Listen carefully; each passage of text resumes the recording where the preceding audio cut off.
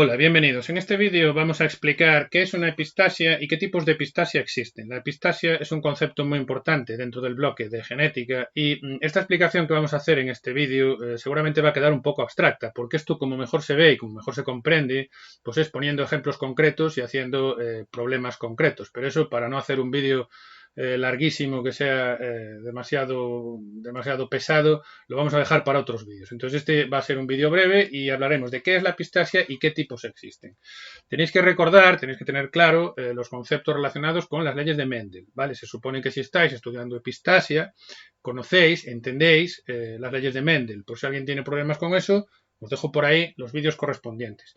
Nosotros cuando explicamos la tercera ley de Mendel, habíamos dicho que suponemos que hay dos caracteres, cada uno de ellos controlado por un gen, por el gen correspondiente.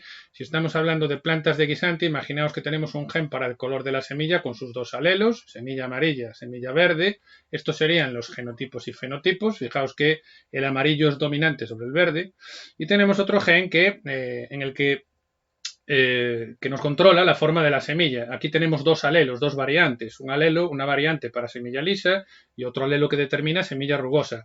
Esta sería la tabla de genotipos y fenotipos correspondientes y fijaos que en este caso el alelo que determina semilla lisa es dominante sobre el de semilla rugosa. Cuando nosotros decíamos, cuando explicamos esta ley, que si hacemos un cruzamiento entre un doble heterocigoto con otro doble heterocigoto, lo que vamos a obtener en una F2, esto sería la F1, esto sería una F2. La F2, una F2 mendeliana típica se obtiene cruzando dos dobles heterocigotos.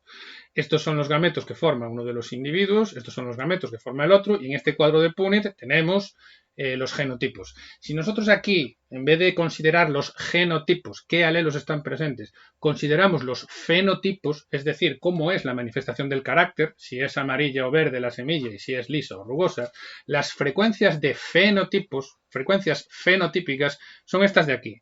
9 de cada 16 tienen un fenotipo doble dominante, semilla amarilla lisa.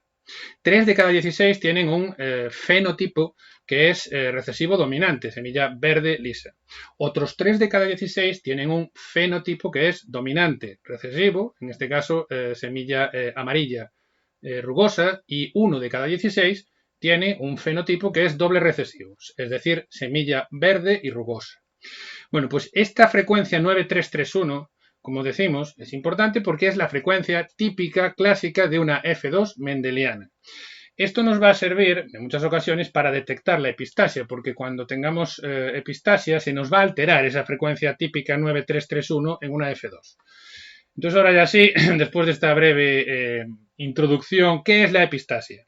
La epistasia es una interacción en la que vamos a tener dos genes, ¿vale? Dos genes que están situados en distintos loci y que controlan distintos caracteres. Pero lo que va a ocurrir es que la expresión de uno de esos dos genes está modificada, está alterada debido a la expresión de otro gen. ¿Vale? Entonces, en una interacción epistática, que como decimos se produce entre distintos genes, siempre vamos a tener un gen epistático y un gen hipostático. El gen epistático es el gen que va a impedir que se manifieste la expresión de otro gen. Y ese gen que ve su efecto enmascarado o anulado, decimos que es hipostático. Esto de epistático e hipostático, tenemos dos genes, uno es epistático, el otro es hipostático, y la forma más sencilla de recordar esto es con esta frase. El gen epistático lo que hace es suprimir la expresión en el fenotipo del gen hipostático. Así que digamos que podríamos decir que la epistasia se nos produce cuando un gen enmascara el efecto de otro. Básicamente es eso, ¿sí? Esto, como digo, la explicación así teórica puede resultar un poco abstracta. No os preocupéis porque en los vídeos posteriores, cuando empecemos a hacer problemas, vais a ver que no es realmente un concepto complicado, es sencillo, ¿sí? ¿Qué tipos de epistasia nos podemos encontrar? Os he resumido los tipos de epistasia que existen en esta tabla y os comento. La epistasia puede ser simple o doble y puede ser dominante o recesiva. De tal manera que si combinamos esto de simple o doble con dominante o recesiva, nos va a salir que hay epistasia simple dominante, epistasia simple recesiva, epistasia doble dominante, epistasia doble recesiva, y luego hay otro tipo que es epistasia doble dominante recesiva. Decimos que la epistasia es simple cuando hay un gen que determina el fenotipo. Mientras que si el fenotipo que estemos considerando es determinado por dos genes, diremos que la epistasia es doble.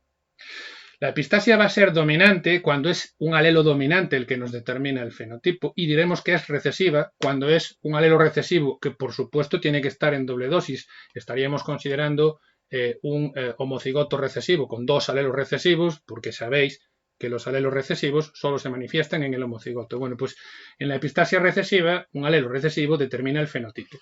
Fijaos aquí que nosotros esa frecuencia clásica que decimos que existe en una F2 mendeliana 9331 se nos altera en la epistasia para originar estas frecuencias en la F2, que en vez de ser 9331 son 1231, 934, 151, 97 y 133. Lo que ocurre en la epistasia simple dominante es que es un alelo dominante, en este caso el que nos va a determinar el fenotipo. Y que esto sea así, que este gen epistático nos anule al otro gen que es el hipostásico, nos altera la frecuencia en la F2, convirtiéndola en esto.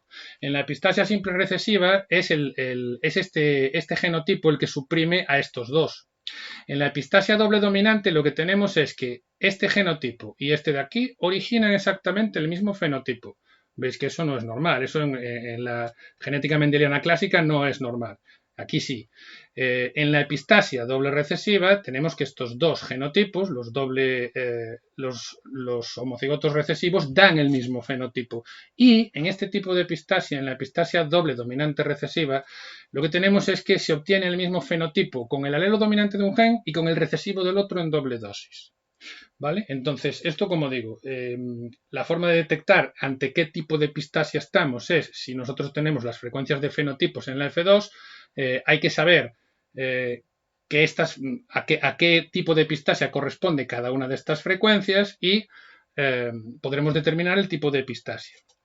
Ojo con una cosa, entre dos genes que estén en distintos loci, no tiene por qué existir una interacción de epistasia. Puede haber una interacción de tipo no epistático. Es decir, en ocasiones lo que sucede es que hay dos genes, dos o más genes, que contribuyen a la aparición de un carácter, pero no hay una alteración de la frecuencia en la F2 clásica y típica 9331 y entonces esos genes, aunque colaboran juntos para la aparición de un carácter, no podemos decir que tengan una interacción epistática, ¿vale? Hay una interacción epistática cuando esta frecuencia en la F2 se nos altera para dar alguna de estas de aquí.